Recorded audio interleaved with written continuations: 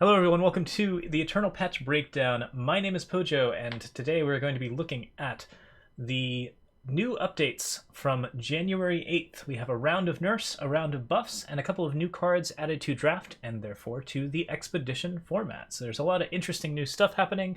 We're going to go over as much of it as we can, and we'll just be discussing each of the different changes, essentially in order of the patch notes, talking about like what kind of stuff we have changed. Basically, it's a pretty minor set of taps post like the release of Empire of Glass. Empire of Glass has been out for about a month. Hasn't been terribly crazy on balance. There's definitely been a lot of interesting decks out there. There's been one deck that has risen, I think, particularly to prominence, which is Mandrakes, but there are also like a lot of other interesting formats out there. A couple of them that are pretty powerful, and we'll be discussing those as we get into each of the different changes. But yeah, so right away, we're going to be starting with the nerfs and then moving on to the buffs. First things first, the Merriest Mandrake has gone down from a 0-4 to a 0-3 as part of two changes to Mandrakes. I actually am I'm a huge fan of this change. So my thoughts on Mandrakes in general is that Mandrakes have a really interesting tribal synergy thing going on with them, where they tend to rely a lot on like ultimate triggers, but basically like they trigger off of each other in like really weird ways. Like there are a bunch of them all together, and they tend to operate together off of this like Ultimates Matters theme, but also have like a bunch of other things going on that makes them a little bit weirder than most tribal. I like weird tribal. I haven't been playing Mandrakes myself, but I have been playing against them quite a lot, and on that side of the fence I've definitely found them frustrating, because one of the things about these units is that they are rewarded very well for having tribal synergies, but unlike most other tribes, they are both fast and very sticky. A lot of Mandrakes have a lot of health. There are 3/5 Mandrakes, there are Mandrakes with 4 health, there are plenty of Mandrakes that look like they should be 3/2s but are 3/3s instead, and the Merriest Mandrake, the card that ties them all together, has very little risk in terms of it being a 2-drop. It's a 0-4 wall with an incredibly relevant ability, so it basically doesn't die to any form of removal, and because it has life gain attached to it, you don't need to block with it, so it's generally just there to survive against any type of red deck. All of the different like unit removal that you'd see in Burn, and in like even like the minor removal that you might see out of like say the hailstorm effects in Blue Grenadin, the red of course torches and things like that, and the decay cards in Shadow. All of those don't really touch Merriest Mandrake. You kind of have to remove it with hard removal, which makes it a very, very tricky card to deal with. Since this card is so important to the Mandrake build, it makes sense to add a little bit of risk to the card, and yeah, taking it down from a 0-4 to a 0-3 is, in my opinion, an excellent idea, considering it is one of the primary contributors to Mandrakes being just insane shenanigans forever. Like, it's a tribal card that basically allows you to refill all of your tribal stuff. There's a lot of really decent ultimates you can trigger. Merriest Mandrake is a really, really fun card, but like as far as things go, this is definitely something that I think is very much warranted. The other card that is getting a buff, a nerf to health, is Venomous Nightshade, which is going from a 3-2, or which has gone from a 3-3 to a 3-2. So same basic deal, adding a little bit more vulnerability to the card. Taking things down to 2 is pretty important for certain types of decks. There are a couple of different effects that deal 2 damage at a time, whether it's things like Wire Chewer, I believe there's some red cards, and of course there's a Shadow Decay card that deals 2 damage. There's a lot of different things that can reach Venomous Nightshade now that couldn't before, and this also means that Venomous Nightshade, which has one of the more like relevant ultimate abilities, giving all of your Mandrakes deadly, now has like a little bit more of like a bit of vulnerability itself. Like, you really don't want Venomous Nightshade to get its ultimate ability, but it's very easy for that ability to trigger, and when that happens you get a little seed, and also you get all of your Mandrakes giving +1/+1 and deadly, which yeah basically means that all of your Mandrakes can trade with everything, while they also tend to have like that very like resilient health bar. So yeah, this is a good change overall. It may not have been the Mandrake that I think I would have targeted for health removal, but it makes sense to do this, and it also puts it in a better spot in terms of draft. 3/3 is a really strong stat line in draft, and Venomous Nightshade is like such a strong Mandrake tribal card that I think it's a pretty decent choice to pick this one as something to sort of affect if you are trying to hit both Expedition and draft format at the same time.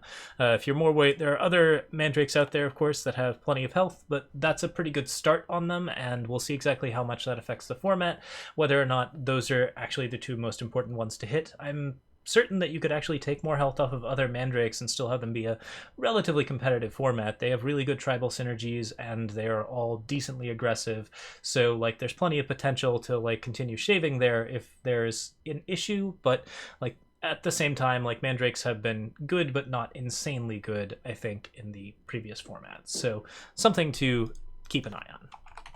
Roland the Iron Tyrant is the only other card that has been nerfed in this round.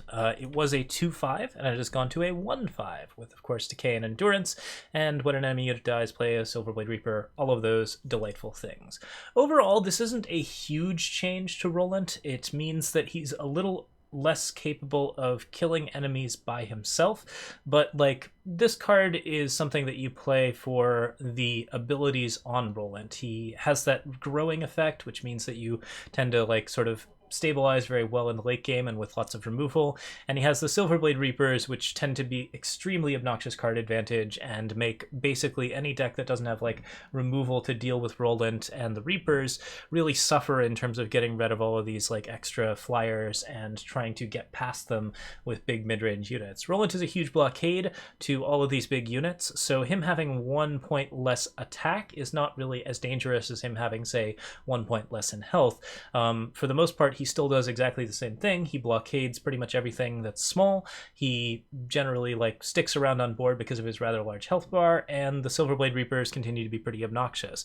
The main thing now is that Roland can trade a little bit worse with other targets when you're trying to aggress him. If you're trying to run at him with a bunch of 3/3s and 2/2s, he can't kill all of those immediately. You're going to be dealing a little bit more damage over time when you're trying to rush down the opponent's sights and other things of that nature. It also means that if you're charging in with big overwhelm units, Roland is not going to necessarily like make those overwhelm units less relevant over time.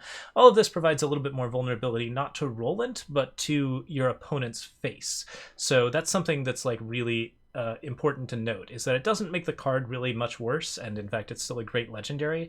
You can certainly disenchant it if you want for the extra dust. In fact, we will probably be doing so since we want to be crafting some other cool cards, and I will eventually be recrafting this card.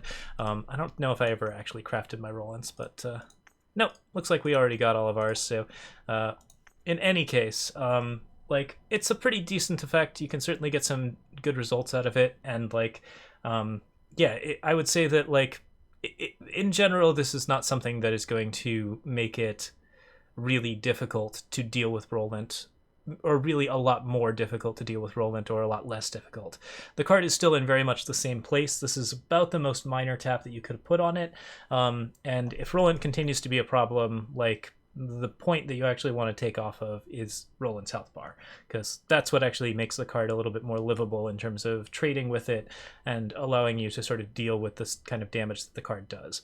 I'm not actually sure that I like it from a design perspective. A lot of times cards will get nerfed in stats, and you'll find them in like a place where they don't actually look as interesting like on like the initial buy. This is something that I'm always like a little bit cognizant of when you're trying to like buff or nerf a card. Like Roland the Iron Tyrant is a nightmare. Him having 1 health actually feels a little bit weird, even though he's a big growing nightmare. There aren't really any nightmares that are incapable of harming you unless they like grow in power, and it's kind of like a unusual thing on that front from like a sort of like visual perspective. A 1/5 is a really strange thing for a Scion to be, and it's a strange thing for a Nightmare to be, but at the same time, like again, this really doesn't affect the card that much. It's a pretty minor change, and the vulnerability is primarily to defending your own sights and defending your own face, which is going to be a focus of the nerfs and side buffs in this format. So we'll go ahead and talk a little bit more about that as we get into the other patch notes, because there are some side buffs as well and some other changes to sort of make sights a little bit less effective, which is an important part of what we're going to be talking about. All right, next up, side buffs, which is to say we've got some changes going on. Honoris Roa was a 5/5 for 5, is now a 5/4 for 4, which as far as side buffs go is pretty much entirely upside. The card is like a little bit more vulnerable now in terms of like what you can kill it with, but because it is a much better statted unit for its cost, that's really not too much of an issue, and it also allows you to access that Amplify even faster, getting a 5 health gain at turn 6 and a 10 health gain on turn 8, both of which are pretty decent health swings for something that you're putting down to make sure that you're invulnerable to spell damage and are not taking damage from like basically the big ol' ultimate like shenanigans that we came up with on the first day. If you're doing the Diabolic Machinations combo deck, like this is a pretty nightmarish thing to see soldiers pulling out of their whole setup. The side buffs notes are that soldiers have been on a little bit on the weaker side since Empire of Glass, which makes sense to me, I think. But like, yeah, overall this is still something that gives them a nice little bit of extra benefit and seems like a pretty decent setup. Soldiers are still, in my opinion, a pretty good choice for people who are building a beginner's deck. Like, there are a lot of good soldier cards that aren't legendary that can give you a lot of strength, and a Norris is a reasonable craft to throw into the market if you're looking for it. But, like, yeah, overall, soldiers are just, like, you know, maybe a little bit too plain. I don't think that this change really affects that too much, but they are, if they are on the weaker side, this is certainly something that is warranted as far as that goes. All right, in terms of buffs, additional love to some of the lesser played tribes of Empire of Glass. This is primarily Sentinels and Soldiers, and apparently a little bit of Valkyries, which is interesting because we haven't seen very much with Valkyries in the current format, and they seem like they're going to be one of the. They seemed like they were going to be one of the more prominent tribes in the format. But yes, they are also trying to give additional ways to interact with opposing sites, which is the other thing in terms of like general balance that I am actually like really looking forward to. I think that the word of this expedition, or like the sort of general feel of this expedition, has been a lot of sort of meandering to the green purple cards and like the site decks that are running Lord Steyer's Tower and the Queen of Glass's site, the Speaking Circle. Both of those sites are really, really powerful. Lord Steyer's Tower is very capable of defending itself at 4, which is pretty relevant. It actually has like a little bit better defense, I think, than the previous 4-cost site in Argenport, which was the one with Sabotage. Oh man, I actually can't remember the name of it. But yeah, like basically like those 2 cards have been like pretty relevant in the format for a while, and they tend to create like pretty slow, stally games where you're trying to defend that site and generally getting away with it for playing out a big unit that makes the general board state pretty untenable. I really like the idea that other tribes are getting abilities to deal with this card because, amongst other things, we've been playing Sentinels, so let's talk about Laser Blast. All right, Laser Blast, when one of your units deals its current health and damage to an enemy unit or site, costs 2 less if your unit is a Sentinel. This is from an enemy unit to an enemy unit or site, so Laser Blast can now target sites. This is a great change. Red did not have a lot of good choices to deal with sites. Some of the primary things that they could do were throw out Charge Valkyries, but since the primary site in this format that you would be throwing Charge Valkyries at is one that generates 2 1/1 Valkyries in the air, that's a really, really bad matchup for Red in general. Like, a lot of the stuff that they would actually throw out just doesn't really work here. I think that this is something that gives the big mid-range decks the capacity to deal with sites in a pretty big way. You can either market it to kill the site, or you can just keep it in the main, and I think 4 copies in the main feels like a pretty good idea in a Sentinel deck at this point, because this is a pretty good removal spell that also is very, very good against sites now. So it gives you a lot of cool things to do with Sentinels. Pretty exciting stuff. Okay, another change that has been made. Reality Warden now has Overwhelm. Reality Warden is a really well-statted card for 5. Giving it Overwhelm makes it pretty nasty. I would say it's going to be a little bit more relevant in Throne. Shutting down enemy Void cards is pretty important. And being able to run over a Roland and things like that and deal 2 damage to a Lord Steyer's Tower while only getting yourself reduced down to a 6/6, that's kind of an interesting little bonus. I think this really promotes some good interaction in terms of trying to rush down sites, trying to push people in with Sentinels. Overwhelmed Sentinels are pretty interesting, and Reality Warden is a Combre Sentinel that often was not making the cut despite being really well suited to the Bond style and the other different like setups that you're trying to run with Sentinels. I think this makes Reality Warden a lot more pushed. It is definitely a much more dangerous card, like in a way of that it could be actually like really really degenerate, but at the same time, this does give Sentinels a faction that does not really have a lot of reach. So that's something that like provides a toolkit to a tribe that didn't have that toolkit previously, and I don't think it's a identity like consuming. Like there's plenty of Sentinels with Overwhelm, there just weren't enough in the right costs and the right stat lines to really make a difference against sites. So this is something that I think really kind of does some good work. Should be really, really fun in Expedition. In Throne, it makes the card like a little bit more likely to shut down Reanimator shenanigans and be more common. It's a much more heavily pushed Sentinel in general, but Sentinels can be very big nowadays. I don't feel like this card is like stand out good compared to the ridiculous number of big drops that Time has now. It's still amazing, but like Overwhelm is only improving it to the great, as opposed to like where it was previously very, very average or even run-of-the-mill. Customs Officer is now a 4/3 instead of a 3/3. This is not so much a site interaction thing, but it is something that basically allows you to play your little Oblivion Ring character and then silence it to prevent that card from coming back from the market until it is drawn by something else. Customs Officer has some problems, I think, in general. Like he's not really doing like the Oblivion Ring type thing. Putting things into your opponent's market is not an incredibly desired effect because it doesn't get rid of that card permanently. So like, yeah, this is something that gives the soldiers a little bit more bonuses and allows you to play Elysian soldiers a little better. I haven't really seen this card used very much as a 3/3, which makes sense to me.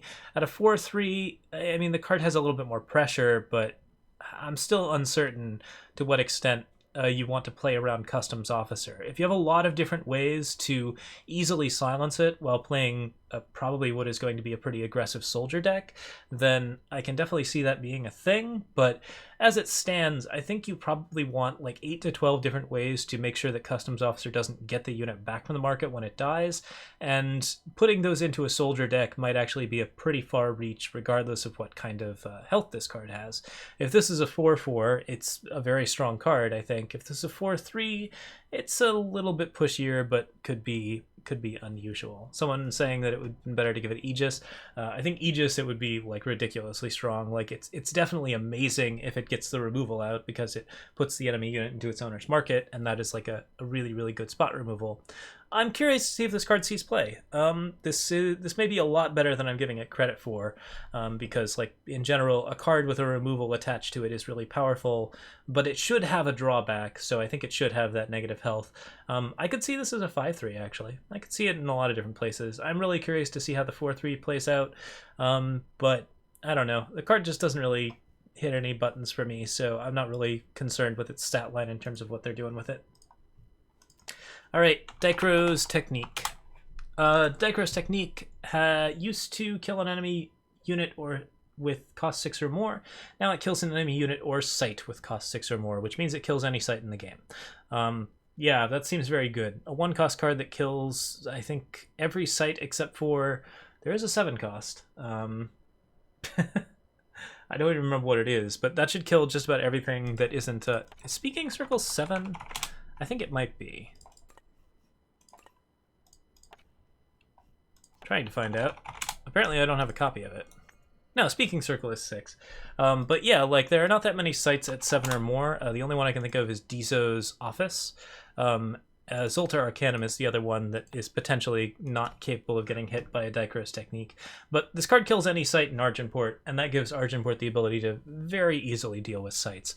I kind of like this change. The one thing about it is that like Argenport has generally been the deck on offer that plays the most with sites. They're the ones that are playing Speaking Circle. They're the ones that are playing Lord Styre's Tower. Most of the other sites that are not in Expedition at the moment. So Argenport having the tools to deal with other Argenport decks playing sites does not like maybe increases the interactivity and allows you to sort of like get into a bit more of a war over which person is playing a war that is a little bit less about which person is playing which sites first, and basically like start pushing things into like some other options. Oh, it's a unit or site with cost 6 or more, so it can kill Speaking Circle, but it cannot kill Lord Styre's Tower. That is very, very true. For some reason, I was thinking 6 or less. Yeah, so like this definitely gives you the option of getting rid of some very, very big sites, which is nice. But yeah, like reevaluating it on that line, I think it's a perfectly fine buff. It's nice for Dikro. For Shadow has like a kind of like low cost, high cost thing going on right now, where you can kill enemy units with cost 2 or less. You can discard cards that cost 6 or more. Interacting with cards that cost 6 or more seems pretty reasonable and also very in keeping with what Justice and Shadow already do. So yeah, I was misreading the card, but I think it's fine as far as that kind of change up goes. Okay, those are all of the buffs. So yeah, site interaction I think is really relevant. Like, I think that that's going to be really helpful for the expedition format in particular, because those have gotten a little bit grindy in terms of like dealing with sites. Sites are generally getting to fulfill their agenda a little bit more often than I would expect them to, and that's something that can definitely easily be changed. And also, this is a good way to provide some of those tools to do so. There are a couple other tools that are getting added to help out against sites as well, and the main one being a card being added to the draft pack. So let's talk about the last couple of changes. We have some new cards in the draft packs, and therefore some new cards that are going to be in the expedition format. First off of these is Phoenix Stone. Phoenix Stone is another great red way to kill sites. It's a 1-cost card that has the pay 3 to transform into a 4/4 Molten Phoenix. I was remembering it as the 2-cost card that said pay 2. This is definitely the much fairer version of the card. This is a pretty dangerous card to get in a draft, but I think at 3, like, it's perfectly fine. You're probably not going to get into too much trouble with it. It makes it more of a priority to have attachment removal. I think that it's probably not going to be a powerhouse card in Expedition or in draft, but you're going to be happy to pick it up in draft, and you're likely going to be happy to have at least one copy of it in Expedition, maybe in your market, as a way to finish people off who don't have good fast spell removal. Something interesting you can do with this card is potentially you can slow things down with the 3-cost time card that makes fast spells slow and slow spells fast. I don't think that's going to give you a great way to get Phoenix Stone out, but it could potentially shut down certain types of decks so that they can't deal with Phoenix Stone when they previously were completely kitted to deal with Phoenix Stone, which is kind of an interesting idea in like a high-level market if you want to like trade things out and just like pick up the play like a Phoenix Stone rush deck with like Praxis stuff and then sort of switch it if you find a deck list that is capable of dealing with it. Just a thought. Incendiary Slagmite is in, which means that there are some market shenanigans. Yeah, this card's really, really fun, and it never really gets to shine because there isn't enough market play. I think that this is probably something that makes a lot of sense as far as setting up a market goes. The Onslaught ability still makes it like a little bit tricky to get this card off. I would actually really rather this card were like a 2/1 without Onslaught, just because the secretly choose a card in the enemy player's market game is kind of what you're always looking for, and doing it in like an aggro rundown deck where oftentimes the opponent is not like always going to be quite as likely to dig into their market just off of the risk of it makes it a little bit less fun, and you're a little less likely to see the firebombs. I don't know. General design of this card has always been like a little interesting. I do think the market game of firebombs and the market game of spies is something that's pretty interesting, and these cards should definitely be in a format that's heavy on markets because, I mean, basically you don't run a draft without having a market nowadays. Owlhead Mountbreaker is back in. Super powerful legendary. Counts as a soldier now, which is nice. And yeah, seems like something that maybe got missed. I mean, this got added to the soldier archetypes a little while ago. It plays really well with soldiers, and I think that it probably plays pretty well with Sentinels still, so not too bad. I think it's one of the only cards that has the Scorpion type. Previously that was reserved to Vermin, but it's possible that they've brought Scorpions back. In any case, Allhead is available as an option. Moonstone Vanguard is available as an option. This is a huge buff to Sentinels. Moonstone Vanguard is, of course, a 5/5 for 5 again. The card is insanely strong. This gives Sentinels something really, really good to do, and I think that they're very likely to be running it. The pledge is really useful, the 5/5 stat line is bonkers, and the draw card ability is amazing, as is the block ability. Really, really powerful Sentinel to fill at the middle of Sentinels, going to compete with Reality Warden for slots. So pretty interesting stuff, very, very powerful and good card, and also it's a rare that if you pick it up in draft, you're probably going to win the game, so that's exciting. Deafening Word. This is a pretty minor effect, like silencing units with silencing each copy of a unit 3 or less is nice, but I don't think this saw a lot of play previously. You didn't really pay 2 for Shush. You're not really going to pay 1 for Deafening Word, but if you want to mark it as an option, I think it's fine. Iron Fist Chancellor is back. We already saw this in a draft, and oh wait, no, I was thinking of Iron Fist Archon.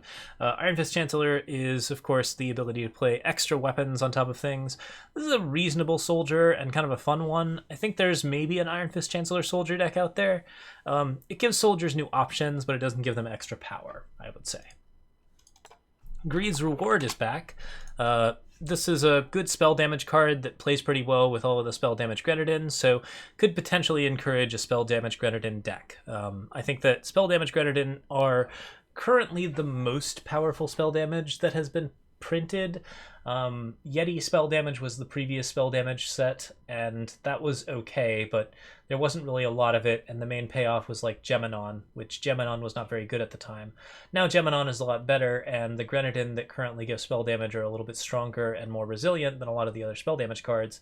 I think Cloudsnake Harrier is still out, which is probably still the strongest spell damage card, but there's a lot of decent choices that can actually really increase spell damage to help out with Greed's Rewards, so there's some potential, I think, at least for a draft shenanigans deck. In Expedition, I don't know. Greed's Reward has never been that good. We'll see. Tainted Mark is back.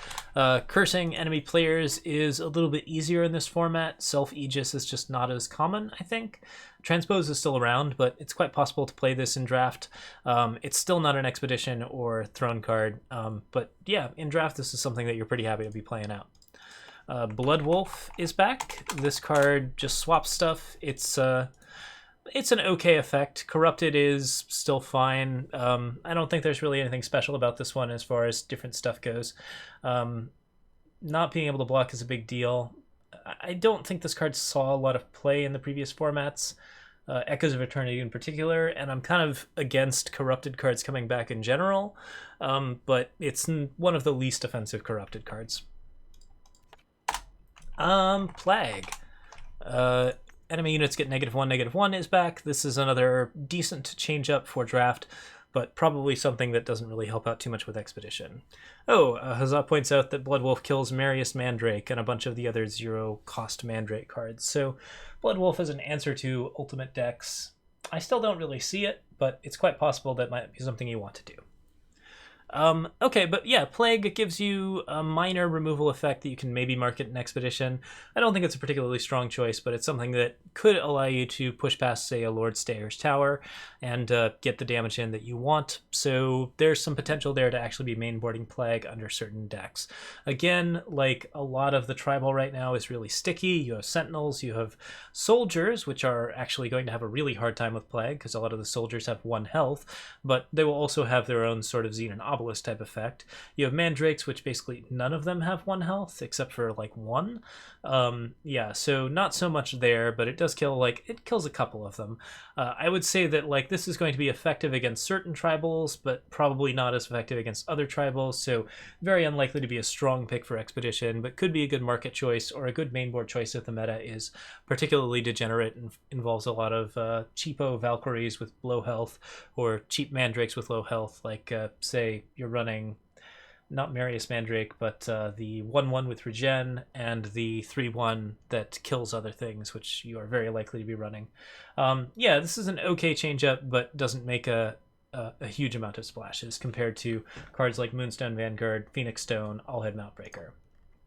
So yeah, oh, and the final thing that's important to list, I suppose, I guess it's very important to list, we now have bards. I believe like this was in response to a Reddit thing where we noted that there is a new type of card, Bard. I should have a Bard. I guess I don't. Let's see here. Zhangli the Misfit came out. Zhangli had the Bard type, and people noted that there were no other bards, despite the fact that there are plenty of other bards, all of which have delightful musical note type stuff. Red has this whole creative theme going on where like music is actually a big part of Fire's identity, something that is unique to Eternal in terms of Fire's identity. I think, or in terms of like Red identity, if you're comparing it to like Magic, this is something that's like, I think like a little bit, I don't think it's explored very often in Magic as far as things go. But yeah, like this is something where, yeah, we've just got a bunch of interesting bards added, including Frontier Bard, Endra, Champion of Shavka, whose song never ends, or can't be stopped, that's right. Gaudy Showman is now a bard. Diogo is, of course, a bard explorer, which just completely increases the coolness factor. Navani Warsinger is a bard warrior, and Rujin is an Oni bard since she has a harp, I guess. But yeah, like all the Diogos and a couple of the cards that are actually bards and are actively wielding some kind of loot or weapon is just happening a lot. So yeah, a lot of jangly fun. That is it. That is all of the patch notes. Yeah, there have been a lot of changes to make sites a lot more tenable and a lot more tolerable. I think there's plenty of different tools at this point to deal with sites, so I'm excited to see people building that kind of stuff into their deck when they get frustrated with Lord Styre's Tower, and I hope it all works out really well. The Mandrake nerfs, I think, were really, really relevant and should improve the quality and sort of variety of the meta quite a bit.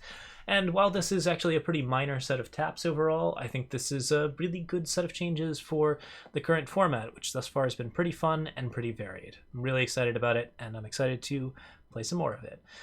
With that, I have been Pojo. Thank you so much for watching, and we'll see you all next time. Feel free to like or subscribe to our videos. As always, we appreciate that kind of support. And thanks to you all for being such a wonderful community for so very long. Thanks again, and have a good night. Cheers.